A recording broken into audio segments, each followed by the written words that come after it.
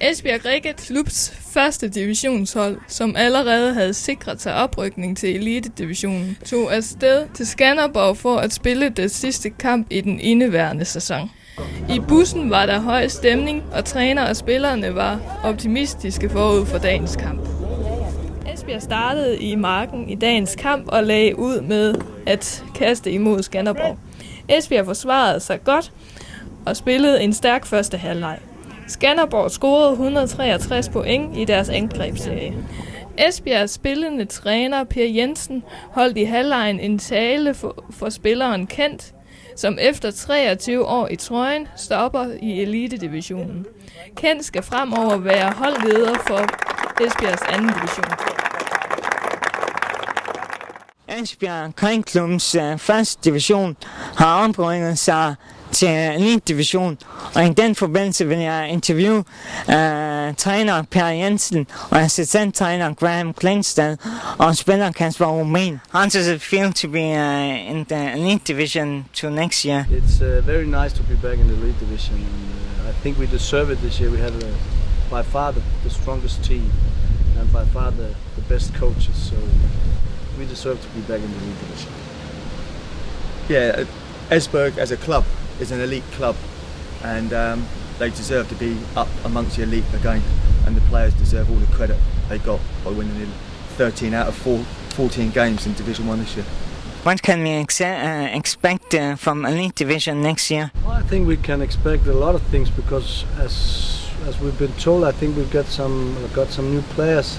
We got a man from Fredericia who will come and play, and Jakob will be back from Australia, and if we keep the two Australian guys we have in our team now, I think we could be in for a big surprise and maybe go for some kind of medal next year. So that's what we're looking for. I think we can go back there very confident. I think being in elite division will inspire the players to give another 10-20%, and as Pierre says, with the new players coming into the club, we're going up there strong. I don't see anything outside of top 4 finish could be very possible. Efter halvlegen byttede de to hold side, og det var nu Esbjergs tur til at angribe. Esbjerg forsøgte sig ihærdigt, men kunne ikke indhente Skanderborgs føring fra første halvleg. Kampen endte 163-139 i Skanderborgs favør. Til trods for nederlaget var humøret dog højt i Esbjerg-lejren.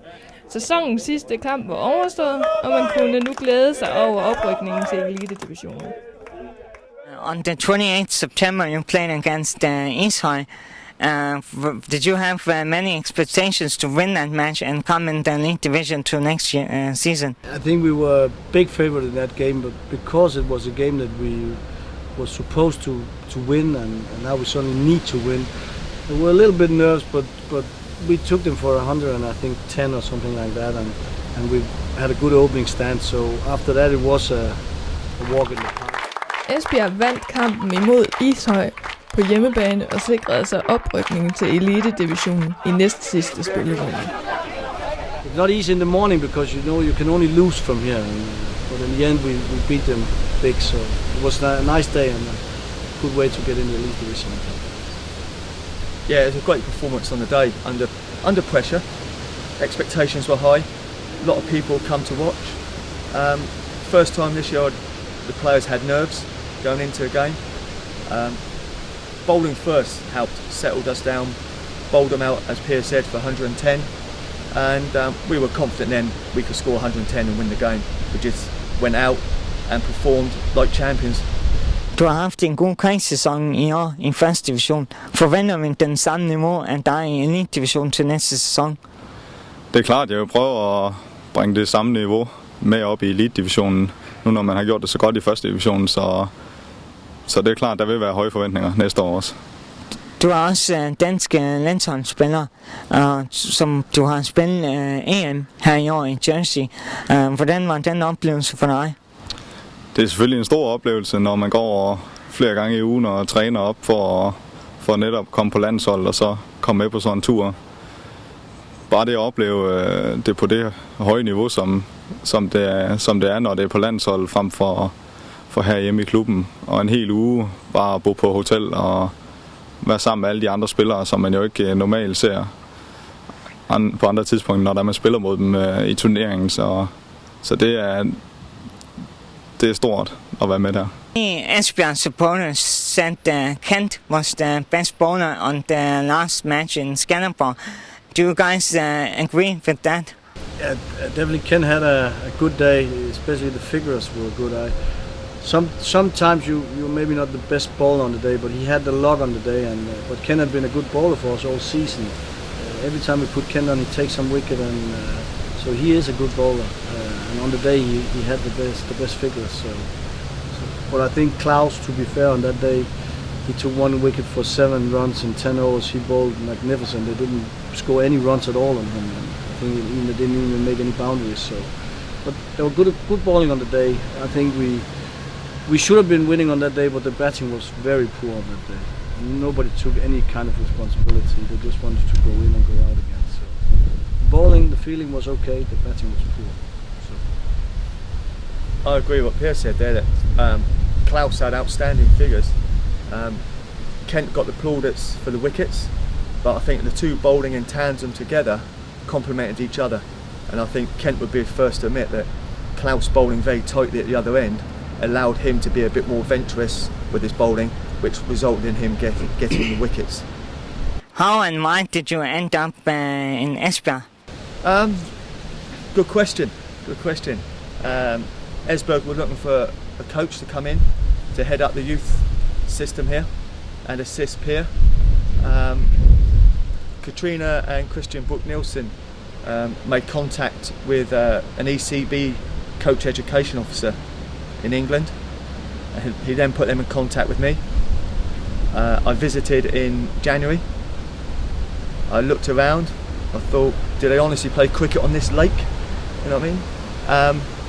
Like what I saw, I liked the people. Thankfully the people liked what they saw, and as they say, the rest is history.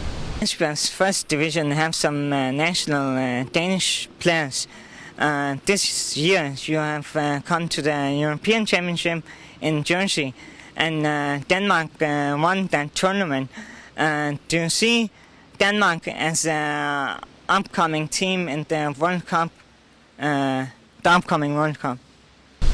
We go to the final World Cup qualifying tournament in Dubai, 13th of March to the 24th. 16 teams there. 6 teams just outside ICC test ranking. I think Denmark can go to bed high hopes. The top 6 there go into the playoffs, and as you know, in playoffs, T20 cricket, anything can happen. I think we've got good chance to get into that top 6, and from then it's up to what we want to achieve from then on.